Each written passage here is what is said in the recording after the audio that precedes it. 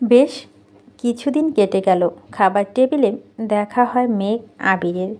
মেঘ দু একবার আবির ভাইয়ের দিকে তাকায়, চোখাচোখি হলো, চোখ নামিয়ে নেয় মেঘ। আবির সকালে খেয়ে অফিসে চলে যায়, মিম আর আদিও স্কুলে চলে যায়। মেঘ বাসায় একা একা থাকে। প্রতিদিন বিকেলে ছাদে যায়, গাছগুলো দেখাশোনা করে। বাকি সারাদিন আবির ভাইয়ের দেওয়া উপন্যাস বই পড়ে। দুটো উপন্যাস শেষ করে ফেলেছে। তৃতীয় উপন্যাসটা যত পড়ছে মেঘের মনের ভিতর প্রেমানুভূতি তত সক্রিয় হতে শুরু করেছে। ফিকে হয়ে যাওয়া অনুভূতিরা আবারও জাগ্রত হচ্ছে। আবির ভাইয়ের প্রতি ধারালো ভালোবাসার টানে ২৮ বছরের গত হয়ে যাওয়া ইতিহাসকে পিছনে ফেলে নতুন করে স্বপ্ন দেখতে শুরু করেছে। হয়তো আবির ভাইকে পাওয়ার স্বপ্ন পূরণ হবে, নয়তো সারা জীবন আবির ভাইকে একতরফা ভালোবেসে যাবে। তবু মুখ লুকিয়ে আবির ভাইকে এড়িয়ে চলবে না। রাত ১১টার দিকে মেঘের তৃতীয় উপন্যাস পড়া শেষ হয়েছে। সে থেকেই আবির ভাইয়ের জন্য অপেক্ষা করছে। গত কিছুদিন যাবৎ আবির ভাইয়ের বাড়িতে আসা যাওয়াতে মেঘের বিশেষ কোনো নজর ছিল না। বাইকের শব্দ শুনেও ব্যালকনিতে যেতে ইচ্ছে হয়নি তার। আজ এতদিন পর মেঘের আবির ভাইয়ের জন্য ব্যালকনিতে দাঁড়িয়ে অপেক্ষা করছে, অথচ আবির ভাই ফিরছে না। আবির ইদানিং অফিস থেকে সন্ধ্যায় বাসায় ফিরে ঘণ্টাখানেক পর আবার বের হয়। ফিরতে ফিরতে রাত ১২টা বেজে যায়। যেহেতু মেঘ আবিরের সাথে কথা বলে না, আবিরের জন্য অপেক্ষা করে না, তাই আবিরও নিজের মতো চলাচল করে। ১২টার দিকে আবির বাসায় ফিরেছে। আবিরকে দেখেই মেঘ ব্যালকনি থেকে মিষ্টি করে হাসল। এতদিন পর আজ মেঘ মুখে একটু হাসি ফুটেছে। আবির বাইক থেকে সেই দৃশ্য দেখল। কি না কে জানে। আবির নিজের রুমে ফ্রেশ হতে চলে গেছে। মেঘ চুপি চুপি ড্রয়িং রুমে আসছে। এত রাতে কেউই জেগে নেই। টেবিলের ওপর আবিরের জন্য খাবার ঢেকে রাখা হয়েছে। মেঘ খাবারগুলো দেখছে। এর মধ্যেই আবির নিচে নামলো। মেঘের থেকে কয়েক পা পিছিয়ে দাঁড়িয়ে ডাকলো, কি করছিস সেখানে? আবিরের কণ্ঠ শুনে আতঙ্কে উঠে ঘাড় ঘুরিয়ে তাকালো মেঘ। মেঘ আবিরের চোখাচোখি হতেই আবির একটানে দুবার ভুরু নাচালো। মেঘ নিঃশব্দে হেসে উঠল।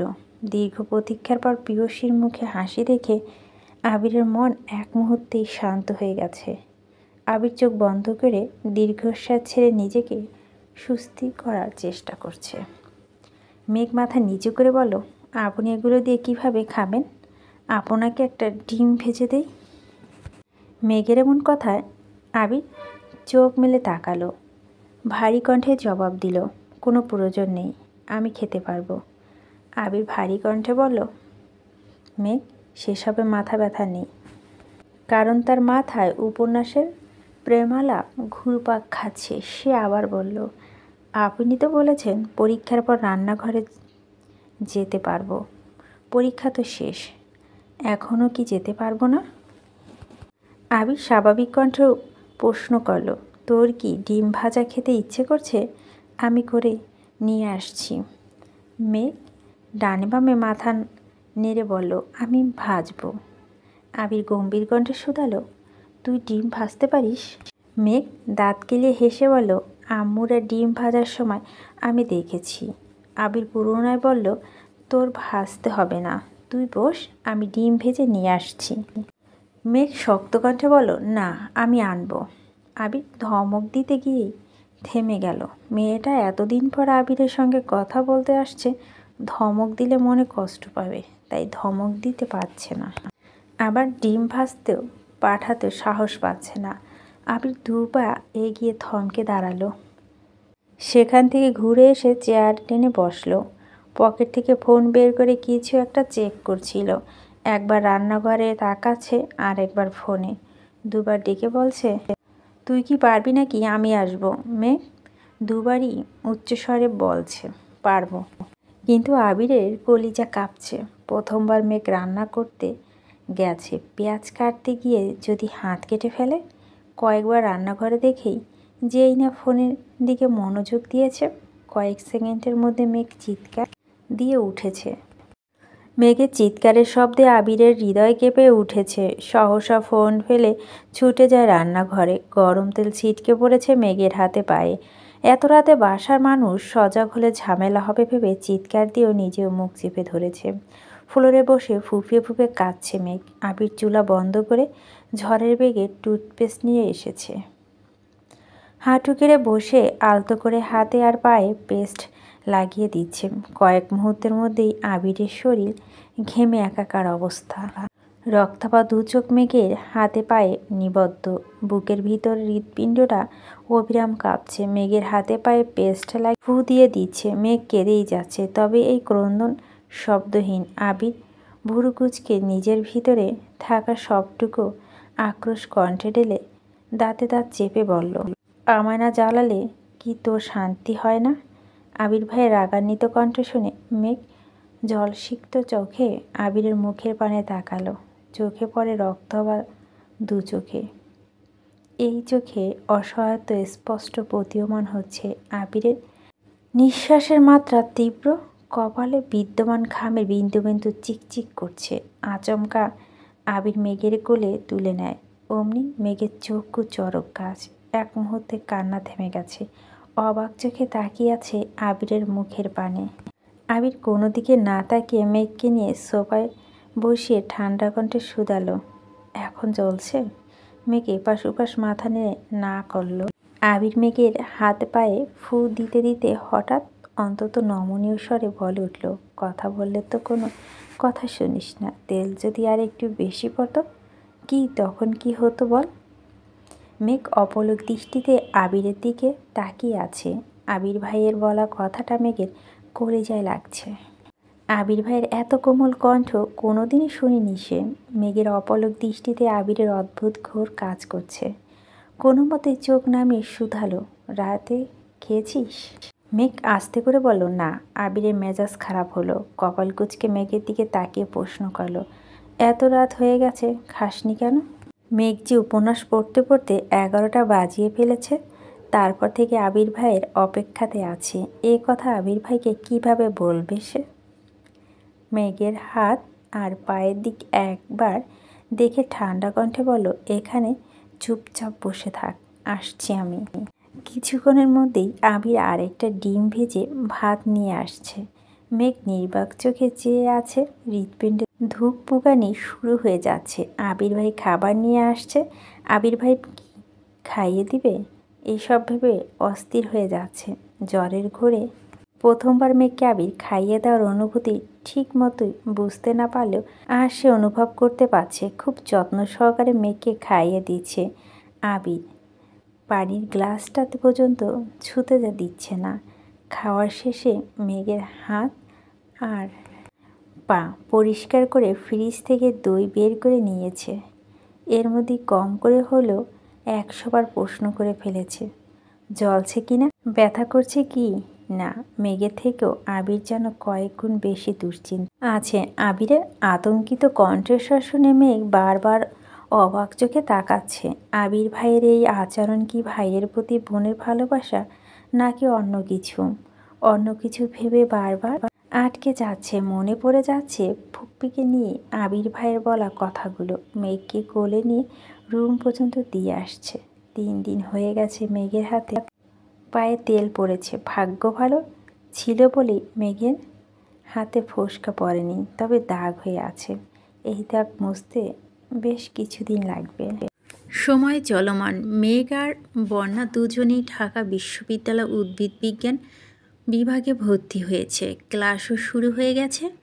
মায়া ঢাকা বিশ্ববিদ্যালয়ে চান্স পেয়েও ভর্তি হয়নি। তার পছন্দ মতো জগন্নাথ বিশ্ববিদ্যালয়ে ভর্তি হয়েছে। পাখি এখনও ভর্তি হয়নি। বন্যার মেঘ নতুন 3 জন বান্ধবী রয়েছে, লিসা, সাদিয়া আর মিষ্টি। আর 2 জন ছেলে বন্ধুও রয়েছে, মিনহাজ এবং তামিম। মিনহাজের সাথে বন্ধুত্বটা খুবই অদ্ভুতভাবে হয়েছে। প্রথম দিন মেঘ আর বন্যা আশপাশ দেখতে দেখতে ডিপার্টমেন্টে হাঁটছিল। এক ছেলে একটা রুম থেকে দৌড়ে বের হচ্ছিল। মেঘ আর বন্যা অন্যমনস্ক থাকায় বিষয়টা খেয়াল করেনি। ছেলেটার কাছাকাছি আসতে মেঘ দূরত্ব সরতে গিয়ে হাতে ব্যথা পেয়েছিল। অথচ ছেলেটা মেঘ আর বন্যাকে দেখে দৌড় থামিয়ে উচ্চস্বরে চেঁচিয়ে উঠল, দেখতে চলতে পারো না? কোন ইয়ার? বন্যা আস্তে করে বলো, প্রথম বর্ষ। ছেলেটা বিরক্ত স্বরে ও বলে চলে গেল। বন্যা আর মেঘ দুজনে আহাম্মকের মতো চেয়ে থাকে। ছেলে হাবভাবে মনে হয়েছিল সিনিয়র কোনো ভাই। তারপর যখন দেখল এই ছেলে ওদের সাথে পড়ে, তখন দুই বান্ধবী তেলে বেগুনে জ্বলে উঠেছিল।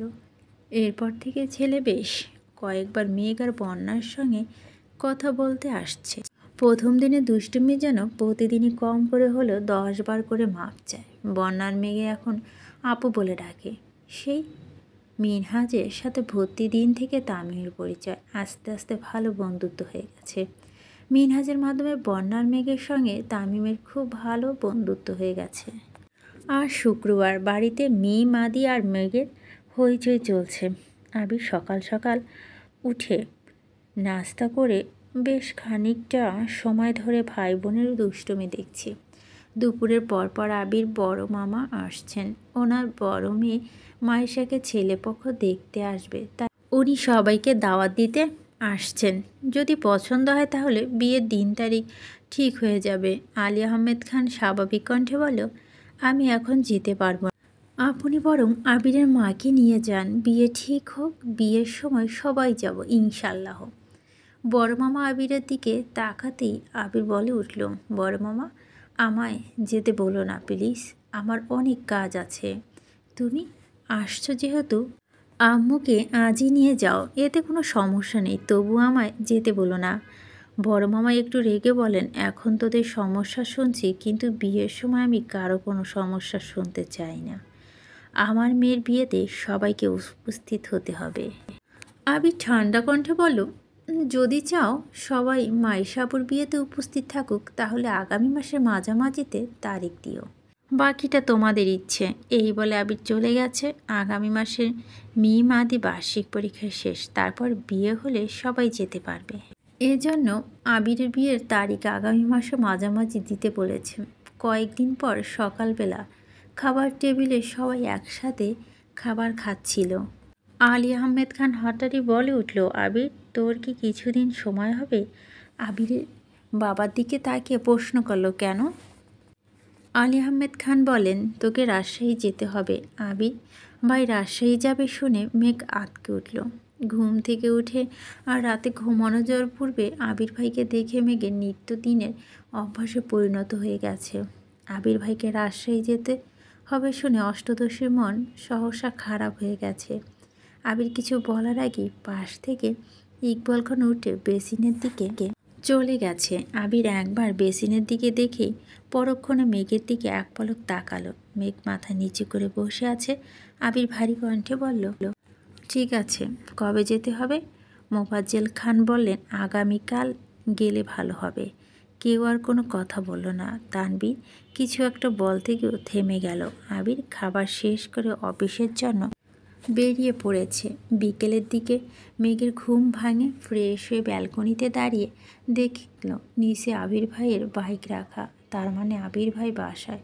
মেঘ রুম থেকে বেরিয়ে আবিরের রুমে দরজায় পা রাখতে রাখতে ডাকলো, আবির ভাই। পর্দা সরাতে চোখ পড়ল আবির ভাইয়ের সহ আরও 3-4টা ছেলে। মেঘ সঙ্গে সঙ্গে দরজা থেকে সরে গেছে। মেঘ ওড়না মাথায় দিতে ব্যস্ত। আবির দরজা পর্যন্ত এসে বলল, কি হয়েছে বল। মেঘ মোলায়েম কণ্ঠে বলল, ছাদে যাব, চাবিটা কি দেওয়া যাবে? আবির স্বাভাবিক কণ্ঠে উত্তর দিল, তুই দাঁড়া, আমি নিয়ে আসছি। রুমে ঢুকতেই রাকিব বলে উঠল, বাহ আবির বাহ, এখন থেকে বউকে। এইটুকু বলতে আবির রাকিবের মুখ চেপে ধরে বিড়বিড় করে বলল, মুখটা বন্ধ রাখ, ও বাইরে আছে, শুনতে পাবে। উচ্চস্বরে রাসেল লিমন মোবারক আর শিশির বলে উঠল। ও আবির রাকিবকে ছেড়ে ছাদের চাবি মেঘকে দিতে গম্ভীর কণ্ঠে বলল, 1 ঘন্টার মধ্যে নিচে আসবি। মেঘ আচ্ছা বলে যেতে নিয়ে আবার থমকে দাঁড়ালো। আবির তখনও দরজায় দাঁড়িয়ে আছে। মেঘকে দাঁড়াতে দেখে প্রশ্ন করল, আবার কি হলো? মেঘ আস্তে করে বলল, রাকিব ভাইয়া বাসায় আসছে, ভালো মন্দ খবর নেওয়া দরকার না? আবির কপাল কুঁচকে তাকালো। ধীর স্থির কণ্ঠে বলল, এখানে রাকিব ছাড়া আরও কয়েকজন আছে, সবার সাথে কথা বলা আপাতত কোনো প্রয়োজন নেই। আর তোর পক্ষ থেকে আমি রাকিবের খবর নেব, যা এখন। ঘরে ঢুকতেই সবাই একসঙ্গে বলে উঠল, এখনই এই অবস্থা আবির? আবির বিরক্ত স্বরে বলল, কি অবস্থা? এখনইও বলে সম্বোধন করছিস, বিয়ের পর কি বলবি? আবির ঠাট্টা স্বরে বলল, ও গো, হে গো, জান, কলিজা, ফুসফুস, ময়নাটিয়া, টুনটুনি, কত কিছু আছে। শিশির বলে উঠল, ফাজলামো বাদ দিয়ে বিয়েটা তাড়াতাড়ি কর। আমরা তোর প্রণয়ের শুভ পরিণত দেখতে চাই। আবিরের মুখে হাসির মুহূর্তে গায়েব হয়ে গেছে। ধপ করে বিছানার পাশে বসে গুরুভাব কণ্ঠে বলল, যদি পারতাম সেই কবে ওকে আমার রানী বানিয়ে ফেলতাম। পারছি না তো। রাসেল স্বাভাবিক কণ্ঠে বলল, সেসব বাদ দে। তোর এখন রাজশাহী যাওয়ার কি দরকার বল তো? এই সপ্তাহ আমাদের মিটিং হওয়ার কথা ছিল, তুই চলে গেলে কিভাবে হবে? আবির বলল, আমায় যেতে হবে, মিটিং পরে করব। লিমন সচেতন কণ্ঠেও শুধালো, তোর ইকবাল চাচুকে পাঠালেই হয়, এমনিতে উনি তো বেশিরভাগ দায়িত্ব সামলান। আবির ভারী কণ্ঠে বললেও, উনি সিলেট আর চট্টগ্রাম সব দায়িত্ব সামলান, ওনার রাজশাহী যাওয়ার বারণ। কেন?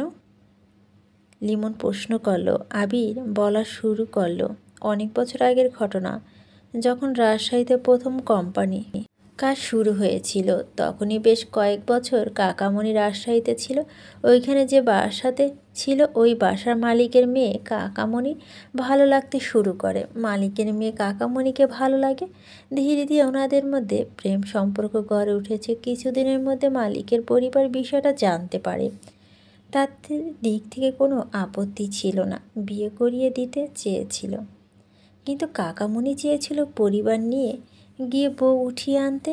সেই যে রাজশাহী থেকে বাসায় আসছিল আব্বু আর চাচুকে নিতে, ওই দিনের পর থেকে আজও রাজশাহীতে পা দিতে পারেনি। বিয়ে তো করতেই পারেনি, রাজশাহী পর্যন্ত যেতেও পারল না। জোর করে আব্বু চাচু পছন্দ কুমিল্লা থেকে কাকিয়াকে বিয়ে করিয়ে এনেছেন। মনের বিরুদ্ধে গিয়ে সংসার মনোযোগ দিতে হয়েছিল। সংসারে মনোযোগ আনার পিছনে পুরো ক্রেডিট কাকিয়ার। উনি অনেক ভালো মানুষ। উনি কাকামণির পাশে বন্ধুর মতো ছিলেন। এখন পর্যন্ত রাজশাহী বেশিরভাগ কাজ চাচু করেন। এই প্রথম আমি যাব। শিশির দীর্ঘশ্বাস ছেড়ে বলল, তোর কি হবে রে আবির? আবির মুচকি হেসে উত্তর দিল, সিদ্ধান্ত তো কবেই নিয়েছি, মেঘকে পেলে বাঁচবো আর না হয়। রাসেল প্রশ্ন করল, তোর বাবা আর তোর চাচার সমস্যা কি? আবির দীর্ঘশ্বাস ছেড়ে বলল, সমাজ।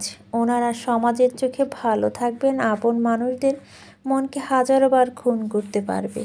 অফিসিয়াল কিছু বিষয় নিয়ে বেশ কিছুক্ষণ আলোচনা চলো। এর মধ্যে মেঘ এসে চাবি দিয়ে গেছে। সন্ধ্যার দিকে রাকিবরা চলে গেছে। রাকিবদের গেট পর্যন্ত এগিয়ে দিয়ে ফেরার পথে মেঘের দরজার সামনে আবির দাঁড়িয়ে পড়ল। দরজা ধাক্কা দিয়ে তাকাতেই চোখে পড়ল মেঘ টেবিলের উপর মাথা নিচু করে বসে আছে। আবির মোলান কণ্ঠে বলল, আসবো? মেঘ মাথা তুলে ঘাড় ঘুরিয়ে তাকিয়েছে, অশ্রুসিক্ত লোচনে তাকালো। অমনি গাল বিয়ে নোনা জল গড়িয়ে পড়তে পড়তে শুরু করলো। আবিরকে দেখে মেঘ আবার মেঘের নিচু করে ফেলল। আবির এগিয়ে এসে মেঘের পাশে দাঁড়িয়ে প্রশ্ন করলো, চা খাবি নাকি কফি? এমন প্রশ্ন শুনে পুনরায় মুখ তুলে আবিরের মুখের পানে তাকালো। এই যে সে কান্না করছে, কই একটু সান্ত্বনা দেবে তা না। মেঘে মনে মনে ভাবছে, কখন কি বলতে হয় এটা বেটা কি কিছুই জানে না। মেঘের বৃহতক্ষী যুগল আবিরের চোখে নিবদ্ধ। গাল বেয়ে এখনও নোনা জল গড়িয়ে পড়ছে। আবির উষ্ঠদয় কিছুতে প্রশস্ত হলো। কণ্ঠ খাদে নামিয়ে বলল, এই যে কান্না করছিস, একটু পর তো মাথা ব্যথা শুরু হবে। তুই নিজে চিন্তা নাই করতে পারিস, আমার তো করতে হবে। মেঘ সিদ্ধ আঁখিতে তাকিয়ে প্রশ্ন করল, আপনার চিন্তা করতে হবে কেন? আবির একটু ভেবে বলো, কাঁদতে কাঁদতে যদি চোখে অন্ধকার দেখিস, তখন সবাই তোকে কানি বলবে। তানবীরের কত কষ্টই না হবে যখন সবাই ওকে কানির ভাই বলবে। আবির সশব্দে হাসছে আর মেঘ নির্বাক চোখে তাকিয়ে আছে। আবির হাসি থামিয়ে বলল, চা খাবি নাকি কফি খাবি এটা বল, তারপর কান্না করিস। মেঘ কপাল গুটিয়ে বলল, কফি। আবির মুচকি এসে বলল, গুড গার্ল, এবার কান্না শুরু কর। আমি আসা আগ পর্যন্ত কাঁদবি, 1 সেকেন্ডের জন্য থামবি না, রেডি? মেঘ আহম্মকের মতো চেয়ে আছে। আবির হাসতে হাসতে রুম থেকে বেরিয়ে গেছে। কিছুক্ষণের মধ্যেই আবির 2 কাপ কফি নিয়ে আসছে। কফির কাপ দুটো টেবিলের উপর রেখে পকেট থেকে একটা গাঁদা ফুল বের করে মেঘের কানে গুঁজে দিল।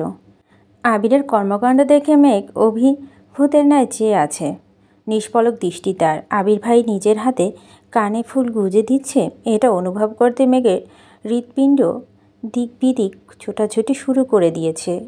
আবিরের প্রতি অষ্টদশী এতটা আসক্ত হয়ে গেছে, সে দিবারাত্রি শুধু আবির ভাইকে নিয়েই স্বপ্ন দেখে। তাই কোনোটা বাস্তব আর কোনটা কল্পনা সেটা মাঝে মাঝে গুলিয়ে ফেলে। আবির মেঘের দিকে তাকিয়ে শান্ত কণ্ঠে বলল, মাশাল্লাহ, আমার ফুল ছেঁড়াটা সার্থক হলো। মেঘ জানালার গ্লাসের দিকে তাকিয়ে নিজেকে দেখল। এলোমেলো কালো চুলের মধ্যে হলুদ রঙের ফুলটাকে অসম্ভব সুন্দর লাগছে। পরক্ষণে নিজের চোখ মুখের দিকে নজর পড়তে গ্লাস থেকে দৃষ্টি সরিয়ে নিল। কান্নার তোপে মুখমণ্ডল লাল হয়ে গেছে। নিজের বিস্ময় মুখশ্রী দেখে কারো কি ভালো লাগে না? আবির ঠান্ডা কণ্ঠে বলল, কফিটা খা। আবির কফির কাপ হাতে নিয়ে বিছানার পাশে বসেছে। কফির কাপে 2 চুমুক দিতে রাশভারী কণ্ঠে বলে উঠল, নিজেকে এতটা উৎপীড়িত ভাবিস না। মুখ লুকিয়ে কান্না করে যাদের নিজের প্রতি কোনো আস্থা নেই। মেঘের নিস্তব্ধতা দেখে আবির দীর্ঘশ্বাস ছেড়ে পুনরায় বলল, তুই যতই কাঁদবি মানুষ তোকে আরও বেশি কাঁদাতে চাইবে। কিছু মানুষের কাজই হলো অন্যের দুর্বল জায়গাতে আঘাত করা। ভার্সিটিতে পড়ছিস, নতুন বন্ধু হচ্ছে, আর যাই করিস কখনো নিজের দুর্বলতা কারো কাছে প্রকাশ করবি না। মেঘ মনোযোগ দিয়ে কফি খাচ্ছে আর আবিরের কথা শুনছেন। আবির ভাইয়ের প্রতি অষ্টদশী নিষিদ্ধ প্রেমানুভূতি এতটাই প্রখর হতে শুরু করেছে যা প্রকাশ করতে সাহস পাচ্ছে না, প্রকাশ না করেও থাকতে পারছে না। যতবারই ভাবে আবির ভাইকে নিজের মনের কথা বলবে, ততবারই ফুপির কথা মনে পড়ে যায়। ফুপির কথা মনে হলেই শুধু কান্না পায়। আবির ভাই রাজশাহী চলে যাবে শুনে এমনিতেই মন খারাপ ছিল। তার মধ্যে সন্ধ্যাবেলা জান্নাত আপু কল দিয়েছিল। জান্নাত আপু ফোন হতেই ফুপির সাথে কথা বলেছে। ফুপি কান্না শুনে মেঘও কান্না শুরু করে দিয়েছে। বারবার শুধু মনে হয় এই বাড়ির মানুষগুলো এত নিষ্ঠুর কেন? আব্বু, বড় আব্বু কীভাবে পারছেন বোনকে রেখে এতগুলো বছর কাটাতে? ওনাদের কলিজায় কি একটাবারের জন্য কেঁপে ওঠে না? তানভীর ভাইও তো মেঘের সাথে এত বছর যাবৎ এমনটা করে আসছেন। যদি জানতে পারে মেঘ আবিরকে ভালোবাসে, তাহলে আব্বু, বড় আব্বুর মতো 2টা ভাই নিশ্চয়ই এমন আচরণই করবে। এইসব ভেবে মেঘ কাঁদছিল। মেঘ আস্তে করে বলল, জান্নাত আপু কল দিয়েছিল। আবির ঠান্ডা কণ্ঠে জবাব দিল, আমি জানি ফুপির সঙ্গে তোর কথা হয়েছে, এটাও জানি। মেঘ শীতল কণ্ঠে শুধালো, ফুপি কি আমাদের বাসায় আসবে না? ফুপির জন্য আমার খুব কষ্ট হচ্ছে। কথাটা বলে মেঘ আবারও কান্না শুরু করে দিয়েছে। আবির অত্যন্ত ধীর কণ্ঠে বলে উঠল, তুই 1 মাসে এত অধৈর্যই হয়ে যাচ্ছিস, অথচ ফুপি 28 বছর যাবৎ এই কষ্ট সহ্য করে বেঁচে আছে। ফুপির কিছু বলেও তুই যদি সঙ্গে সঙ্গে কান্না শুরু করিস, তখন তো ফুপি আরও বেশি ভেঙে পড়বেন। নিজেকে আগে শক্ত কর। ফুপির সাথে খুব শীঘ্রই সম্পর্ক ঠিক করার চেষ্টা করব। একটু থেমে আবার বলল, ফুপির সাথে কথা বললে একটু সাবধানে বলিস, বাড়ির কেউ যেন কোনোভাবে বুঝতে না পারে। মেঘ শীতল কণ্ঠে জবাব দিল, আচ্ছা। আবির আরও কিছুটা সময় নিয়ে মেঘকে বোঝানোর চেষ্টা করলেন। তারপর নিজের রুমে চলে আসছে। আবির নিজের রুমে ব্যাগ গুছাচ্ছিল। হঠাৎ তানভীর দরজা থেকে ডাকলো, ভাইয়া আসবো, আয়। তানভীর কয়েক কদম এগিয়ে বিছানার পাশে দাঁড়ালো। আবির শার্ট ভাঁজ করতে করতে প্রশ্ন করলো, কিছু বলবি? হ্যাঁ বল। পুনরায় ইদানিং মিনহাজ আর তামিম নামে 2টো ছেলের সঙ্গে কথা বলে, ওরা একই ডিপার্টমেন্টে পড়ে। তুমি কি এই বিষয়ে কিছু জানো? আবির ধীর কণ্ঠে উত্তর দিল, জানি। তাহলে কিছু বলছো না কেন? আবির নিশ্চুপ। তানভীর পুনরায় বলল, আমি ছেলে 2টার খোঁজ নিয়েছি। তুমি বললে আমি বুনু বা ওই ছেলেগুলোর সঙ্গে কথা বলি। আবির এখনও নিশ্চুপ। সে ব্যাগ গুছাতে ব্যস্ত। তানভীর আরও বলল, ভাইয়া আমি কি ওদের ওয়ার্নিং দিব? আবির ভারী কণ্ঠে বলল, কোনো প্রয়োজন নেই। কেন? এমনি যদি পারিস আমি ফেরার আগ পর্যন্ত একটু খেয়াল রাখিস। তা তো রাখবই, কিন্তু তুই যা এখন। তানভীর রুম থেকে বেরিয়ে গেছে, সঙ্গে সঙ্গে রাকিবকে কল দিয়ে সব জানিয়েছে। 10 মিনিটের মধ্যে রাকিব আবিরকে কল দিয়েছে। আবির কল রিসিভ করে গম্ভীর কণ্ঠে বলল, তুইও কি একই বিষয়ে কথা বলতে ফোন দিয়েছিস? রাকিব চিন্তিত কণ্ঠে শুধালো, তো সমস্যা কি? আবির বিরক্ত স্বরে জানা, সমস্যা নেই। তুই কি বিষয়টাকে গুরুত্ব দিচ্ছিস না? ওয়ার্নিং দিলে ঠিক হয়ে যাবে। তুই শুধু বল ওয়ার্নিং দিব কিনা। বিষয়টা আমি বা তানভীরই সামলাতে পারবো। আবির কণ্ঠ দ্বিগুণ ভারী করে বলে, ওয়ার্নিং দেওয়া হলে আমি প্রথম দিনই দিতাম, এতদিন অপেক্ষা করতাম না। কিছু বলছিস না কেন? তুই কি মেঘের প্রতি? রাকিবের কথা শেষ করার আগেই আবির রাগান্বিত কণ্ঠে চিৎকার দিয়ে উঠল, থাম। মেঘকে ছাড়া আমি আমার অস্তিত্ব কল্পনা করতে পারি না। ওকে নিয়ে আমি কোনো প্রকার নেগেটিভ কথা শুনতে চাই না। তাহলে বিষয়টা গুরুত্ব কেন দিচ্ছিস না? আমি মেঘকে চাই, আমি ওকেই চাইব। মেঘ ব্যতীত এই আবিরের হৃদয়ে স্পর্শ করার সাধ্য পৃথিবীর কারণে। কিন্তু আমি চাইলেই তো হবে না, মেঘকেও তো বুঝতে হবে ওর মনে আমার জন্য সমপরিমাণ ভালোবাসা আছে কি না। এই আবির কি মাহদিবা খান মেঘের হৃদয়ে তোলপাড় চালাতে সক্ষম কিনা, এটা তাকেই বুঝতে হবে। একটু থেমে দীর্ঘশ্বাস ছেড়ে আবার বলে উঠল, কতদিন আর সব কিছু থেকে ওকে আটকে রাখবো? এখন ভার্সিটিতে পড়ছে, চারপাশে কত চাকচিক্যময় পরিবেশ। সব কিছুর ভিড়ে ওর মনে যদি আমায় খোঁজে নেয়, তবেই না আমার ভালোবাসা পূর্ণতা পাবে। রাকিব রাগান্বিত কণ্ঠে বলল, তোর এই পাগলামির পরিমাণ খুব ভয়ানক হবে, মিলিয়ে নিস। এখন সময় আছে, তুই শুধু একবার বল। আবির কণ্ঠে 3 গুণ ভারী করে বলা শুরু করলো, জীবনটা তো এমনিতেই তছনছ হয়ে গেছে, ভয়ানক পরিমাণের আর কি বা বাকি আছে? তুই বিশ্বাস কর রাকিব, ওকে কাঁদতে দেখলে আমার কলিজা কেঁপে ওঠে। মনে হয় আমার হৃৎপিণ্ডটা কেউ অবিরত ছুরি দিয়ে আঘাত করছে। আর যখন বুঝতে পারি এই কান্নার কারণটা আমি, তখন নিজেকে বড্ড অপরাধী মনে হয়। এ জীবনেতে আমি চাই না রাকিব ওকে কাঁদাবো। বলে তো ভালোবাসিনি, তবে কেন আমার সাথে এমনটা হলো? রাকিব কথা খুঁজে পাচ্ছে না, আমতা আমতা করে বলো, থাক, চিন্তা করিস না, সব ঠিক হয়ে যাবে ইনশাল্লাহ। আবির আর কোনো কথা বলেনি, ফোন কেটে দিয়েছে। ভোরবেলা রওনা দিতে হবে, ব্যাগ গুছিয়ে ঘুমিয়ে পড়েছে।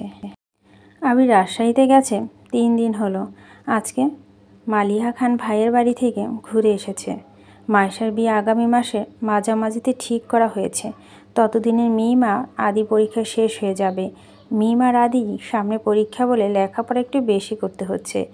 আকলিমা খান ছেলে মেয়েকে পড়াতে ব্যস্ত। মেঘে শুয়ে বসে আর টিভি দেখে দিন কাটায়। সন্ধ্যার পর মেঘ টিভিতে প্রোগ্রাম দেখছিল। মালিহা খান মেঘের পাশে সোফায় বসে শান্ত কণ্ঠে জিজ্ঞেস করলো, তোর ভাইয়ের সাথে কি আজকে কথা হয়েছে? মেঘ টিভি থেকে মনোযোগ সরিয়ে বড় আম্মুর দিকে তাকিয়ে বলো, কোন ভাই? মালিহা খান ভনিতা ছাড়াই বলো, আবিরের সাথে কি আজকে কি কথা হয়েছে? মেঘ ঠান্ডা কণ্ঠে উত্তর দিল, আমার সঙ্গে তো কথা হয়নি, সকালে আম্মুর সাথে কথা হয়েছিল। মালিহা খান কিছুটা গম্ভীর কণ্ঠে বলো, তোরা ভাই বোনেরা এমন কেন? আমার ভাইয়েরা বিয়ে এত বছর পরও প্রতিদিন কেউ না কেউ ফোন দিয়ে আমার খোঁজ খবর নেয়, আর তোরা এখনই কথাবার্তা বলিস না।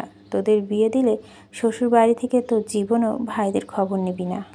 বিয়ের কথা শুনে মেঘের মন খারাপ হয়ে গেছে। বাবা মা, বড় আম্মু, কাকিয়া, ভাই বোনদের ছেড়ে যেতে হবে এটা ভেবেই এত বছর বিয়ের কথা শুনলেও মেঘ রাগ উঠে যেত। এখন সবার সঙ্গে আরও একজনের ওতপ্রোতভাবে জড়িয়ে আছে। আবির ভাইয়ের প্রতি তার অসীম ভালোবাসার পরিমাণ কি হবে? আবির ভাই ছাড়া অন্য কাউকে নিয়ে ভাবতেই পারছে না সে। মালিহা খান আদেশের স্বরে বলল, আবিরকে একটা কল দে তো। আমি সকাল 11টায় কল দিলাম, বিকেলে দিলাম, কিন্তু তোর ভাই তো কল ধরছে না। কল দিয়ে দেখ তো ধরে কি না। মেঘ পাশ থেকে ফোন নিয়ে আবিরের নাম্বার ডায়াল করলো। কয়েকবার রিং হওয়ার পরই রিসিভ হলো। মেঘ তৎক্ষণাৎ বড় আম্মুকে দিকে ফোন এগিয়ে দিল। আবির দি বলতেই মালিহা খান বলে উঠল, সারাদিন কই ছিলি? সকালেও কল দিলাম, বিকেলেও কল দিলাম। আবির বিস্ময় সমেতে তাকিয়ে ভারী কণ্ঠে বলল, আম্মু। মালিহা খান পুনরায় বললেন, কোথায় আছিস? আবির ঢোক গিলে তপ্ত স্বরে বলল, ভুলে ফোন রেখে অফিসে চলে গিয়েছিলাম, মাত্রই রুমে আসছি। আবির আম্মুর মুখ গোমরা করে বলল, ফোন রেখে গেছিলি? সেটা কি জানানো দরকার ছিল না? আমি চিন্তায় চিন্তায় অস্থির হয়ে যাচ্ছিলাম। আবির ঠান্ডা কণ্ঠে উত্তর দিল, আম্মু, তোমাকে তো বলেছি আমার জন্য এত চিন্তা করো না, তুমি কখন আসছো সেটা বলো। আসছি দুপুরের পরে। মায়েশার বিয়ে ঠিক হয়েছে আগামী মাসে। শোন, তোর মামা সহ বাড়ির সবাই কম করে হলেও 100 বার করে বলে দিয়েছে যেন তুই বিয়েতে যাস। সেসব নিয়ে ভাবার সময় আছে? তোমার শরীর কী অবস্থা? আলহামদুলিল্লাহ সুস্থ আছি। তুই কেমন আছিস বাবা? কবে আসবি? আলহামদুলিল্লাহ ভালো আছি। কবে আসবো এখনো বলতে পারছি না। কেন? তুই আসলেই বলবো। আচ্ছা, মেঘ কোথায়? এখানেই আছে। ফোনটা ওকে দাও তো। নে, তোর ভাই কথা বলবে। এই বলে ফোনটা মালিহা খান মেঘের দিকে এগিয়ে দিল। মেঘ কাঁপা কাঁপা হাতে ফোনটা নিল। আবির ভাইয়ের সঙ্গে কথা বলতে গেলে এখন অস্বস্তি বোধ ভোগে মেয়েটা। মেঘ ফোন হাতে নেওয়া মালিহা খান উঠে রান্নাঘরের দিকে চলে গেলেন। মেঘ ফোন হানে ধরে শীতল কণ্ঠে সালাম দিল। আবির সালামের উত্তর দিল। গভীর কণ্ঠে শুধালো, তুই যে কাজগুলো করিস এগুলো কি বুঝে করিস? মেঘ ভয় ভয়ে শুধালো, কি? তুই হুট করে আম্মুর কাছে ফোন দিয়ে দিলি? আমি তো তুই ভেবে কথা বলছিলাম। যদি কিছু বলে ফেলতাম? কি বলে ফেলতেন? সে যাই বলি, এমন কাজ আর কখনই করবি না। ফোন কাউকে দেওয়ার আগে বলে তারপর দিবি, মনে থাকবে? হ্যাঁ। আগে কি কল দিয়েছিলি? মেঘ আস্তে করে বলল, না। তা দিবি কেন? আমি বাড়িতে না থাকলে তোর তো ঈদ লেগে যায়। নিজের মতো চলতে পারিস, সব কিছু করতে পারিস। মেঘ বিড়বিড় করে বলল, আপনাকে কল দিতে ভয় লাগে। কথাটা শোনা মাত্রই আবিরের মেজাজ খারাপ হয়ে গেল। কপাল গুটিয়ে অন্তত পুরু কণ্ঠে বলল, খুব ভালো। আমার মাথা ব্যথা করছে, রাখছি। মেঘ আর কিছুই বলতে পারল না। আবির কল কেটে দিয়েছে। অষ্টদশী মন খারাপ করতে চেয়েও করতে পারল না। 3 দিন পর আবির ভাইয়ের সাথে একটু হলেও কথা হয়েছে। এতে মনটা হালকা হয়ে গেছে। তবে আবির ভাইয়ের মাথা ব্যথা শুনে চিন্তিত লাগছে। খাওয়া দাওয়া শেষ করে রাতে শুয়ে শুয়ে ভাবছে আবির ভাইকে কল দিবে কিনা। ভাবতে ভাবতে ডায়াল করলো আবিরের নাম্বারে। অষ্টদশীর বুকে ধুকপুকানি শুরু হয়ে গেছে। বারবার মনে হচ্ছে শ্বাস আটকে আসছে। শুয়া থেকে উঠে বসে আবির ফোন রিসিভ করেই বলল, সরি। কেন? সন্ধ্যা আচরণের জন্য। মেঘের অক্ষি যুগল কোঠা ছেড়ে বাহিরে আসতে চাইছে। আবির ভাই তাকে সরি বলছে? এটাও কি সম্ভব? মেঘ কোমল কণ্ঠে শুধালো, আপনার মাথা ব্যথা কি কমেছে? আবির ঠাট্টা স্বরে বলল, যদি বলি কমেছে তাহলে কি কথা বলবি না? মেঘ ভনিতা ছাড়ে বলে উঠল, বলবো। আবির মৃদু হেসে বলল, তার মানে কথা বলতেই ফোন দিছিস? মেঘ আমতা আমতা করে উত্তর দিল, না। আবির ভুরুকুচকে প্রশ্ন করলো, তাহলে ফোন কেন দিচ্ছিস? মেঘ মন খারাপ করে বলল, জানি না। আবির সশব্দে হেসে বলল, হায় আল্লাহ, এত কনফিউজড। হাসি থামিয়ে আবির স্বাভাবিক কণ্ঠে বলে উঠল, চিন্তা করিস না। খাবার খেয়ে ওষুধ খেয়েছিলাম, এখন মাথা ব্যথা কমেছে। তুই কি করছিস? আমি বসে আছি। খাইছিস? হ্যাঁ। ক্লাসে গিয়েছিলি? জি। মেঘ মোলায়েম কণ্ঠে বলল, আবির ভাই? সেই সুপরিচিত কণ্ঠে আবির বলল, হুম। মেঘ চোখ বন্ধ করে সেই শব্দটা অনুভব করার চেষ্টা করলো। তারপর ঢোক গেলে নিজেকে সংযত করে প্রশ্ন করল, আপনি বাসা আসবেন কবে? আবির নিচের চুল ঠিক করতে করতে বলল, বাসায় কেউ তো আমার কথা মনেই করে না, তাই ভাবছি এখানেই থেকে যাব। আবিরের কথা মেঘের অভিমান হলো। মেঘ বিছানা থেকে নেমে ব্যালকনিতে গিয়ে দাঁড়ালো। নিচে রাখা আবিরের বাইকটা দেখে মুচকি হেসে বলল, আচ্ছা, সাবধানে থাকবেন। দোয়া করি ভালো থাকুন, রাখছি। আবির উচ্চস্বরে বলে উঠল, ওয়েট। মেঘ মৃদু হেসে শুধালো, কিছু বলবেন? আবির দীর্ঘশ্বাস ছেড়ে উত্তর দিল, কাজ শেষ করতে পারলে পরশু চলে আসবো ইনশাল্লাহ। মেঘ ভাব নিয়ে প্রশ্ন করল, কোনো ওইখানে থাকবেন না? আবির দাঁত চিবিয়ে চিবিয়ে উত্তর দিল, সেটা সময় বলে দিবে। মেঘ মোলায়েম কণ্ঠে বলল, আমি মজা করছিলাম। সাবধানে থাকবেন, এখন রাখছি। আচ্ছা, তুইও সাবধানে থাকিস। মেঘের ব্যালকনিতে দাঁড়িয়ে ফোন আবিরের ছবি দেখা ব্যস্ত। প্রতিটা ছবিতে আবির ভাইকে অসম্ভব সুন্দর লাগছে। এত সুদর্শন কোনো পুরুষ হতে পারে, এটা আবির ভাইকে না দেখলে মেঘের বিশ্বাসই হতো না। আবির ভাইয়ের বলা প্রতিটা কথায় অষ্টদশীর হৃদয়ে দোলা দিচ্ছে। এই কয়েক মাসে আবির ভাই অষ্টদশীর পুরো পৃথিবী দখল করে ফেলেছে। এতগুলো ছবি দেখলো, কিন্তু একটা ছবি তো হাসি ছিটে ফোটারই। অথচ ওই মানুষটা নিজেও জানে না ওনার হাসিটা অষ্টদশী অতীব প্রিয়। মেঘের মাঝে মাঝে মনে হয়, ফুপ্পির মতো আমার জীবনটাও যদি এমন হয়। পরক্ষণে ভাবে, ফুপার মতো আবির ভাই কি কোনোদিন ভালোবাসবে আমায়? আজ সেই কাঙ্ক্ষিত দিন। আবির ভাই আসবে বলে মেঘ দুপুর থেকে ব্যালকনিতে অপেক্ষা করছে, অথচ আবির ভাই ফেরার কোনো নামগন্ধ নেই। বারবার ফোন হাতে নিচ্ছে, কিন্তু কল দেওয়ার সাহস হচ্ছে না। কিছুক্ষণ পর মিম রুমে আসছে। মিম, আপু কি করো? মেঘ ব্যালকনি থেকে রুমে ঢুকতে ঢুকতে বলল, এমনি দাঁড়াই ছিলাম। তোর হাতে ওইটা কি? মিম, আপু জানো, আমার এক বান্ধবী এটা দিয়েছে, সুন্দর না? মেঘ হ্যান্ড প্রিন্ট করা টি শার্টটা হাতে নিয়ে দেখল। মেঘ, অনেক সুন্দর হয়েছে। তোর বান্ধবী করেছে? মিম, না, আমার বান্ধবী বড় বোন অনলাইন থেকে শিখে নাকি করেছে। আপু চলো না আমরা শিখি। মেঘ, আর শিখতে হবে না, সামনে তোর পরীক্ষা না? আমি শিখে তোকে একটা জামা ডিজাইন করে দেবো নে। মিম, আপু সত্যি? মেঘ একগাল হেসে উত্তর দিল, সত্যি সত্যি সত্যি। খুশি? মিম মেঘকে জড়িয়ে ধরে বলল, অনেক খুশি। মিম মেঘের রুম থেকে বের হতে আবিরের সাথে দেখা হলো। মিম হাসি মুখে প্রশ্ন করল, ভাইয়া কেমন আছো? ভাইয়ার শব্দ শুনে মেঘ হৃদয়স্পন্দ বেড়ে যাচ্ছে। মেঘ দ্রুত পায়ে এগিয়ে গিয়ে দরজার দিকে। আবির স্বাভাবিক কণ্ঠে বলল, আলহামদুলিল্লাহ ভালো। তুই কেমন আছিস? ভালো। নিচে তোদের জন্য খাবার রেখে আসছি, যা। মিম চলে গেছে। মেঘের হাতে মিমের দেওয়া টি শার্টটা ডিজাইন দেখার জন্য রাখছিল। আবির মেঘের দিকে তাকিয়ে পরপর দুবার ভুরু নাচালো। সহসা মেঘের মুখে হাসি ফুটে উঠছে। আবির মেঘকে আপাদমস্তক দেখে কপাল কুঁচকে বলল, হাতে ওটা কি? মেঘ টি শার্টটা খুলে দেখালো আর বলল, এটা মিমের বান্ধবী মিমকে দিয়েছে। আবির কপাল কুঁচকে পুনরায় শুধালো, তোর এটা তো কাছে কেন? মেঘ আস্তে করে বলল, আমি হ্যান্ড প্রিন্ট শিখব। আবির দ্বিগুণ ভারী কণ্ঠে শুধালো, কোথায় থেকে? মেঘ চট করে উত্তর দিল, অনলাইন। কথাটা শুনে আবির স্বস্তির নিঃশ্বাস ফেল। মৃদু হেসে উত্তর দিল, আচ্ছা শিখিস, যা যা লাগে বলিস আমায়, এনে দিবনে। পকেট থেকে দুটো কিটক্যাট চকলেট বের করে মেঘের দিকে নিজের রুমে চলে গেল। মেঘ দরজায় দাঁড়িয়ে আবিরের হাঁটার দিকে তাকিয়ে আছে। দুদিন পরে আবিরের মামাতো বোন মাইশার বিয়ে। আবির মামার দিনে কয়েকবার করে ফোন দিচ্ছে, বাসায় এসে সবাইকে বলে গেছে। আবির সন্ধ্যার দিকে ছাদে এক পাশে বসে আছে। তানবীর পিছন থেকে ডাকলো, ভাইয়া। আবির পিছনে না তাকিয়ে উত্তর দিল, এদিকে আয়। তানবীর আবিরের কাছে আসতে আসতে ভারী কণ্ঠে বলল, আগে থেকেই বলা ছিল, এখন থেকে তোমার বউ তুমি সামলাবে। নিজের বউ নিজে নিয়ে যাও বিয়েতে, আমায় যেতে বলো না। আবির, তুই বিয়েতে যাবি না? তানবীর, আমি কিভাবে যাব বলো, সামনেই সভাপতি নির্বাচন।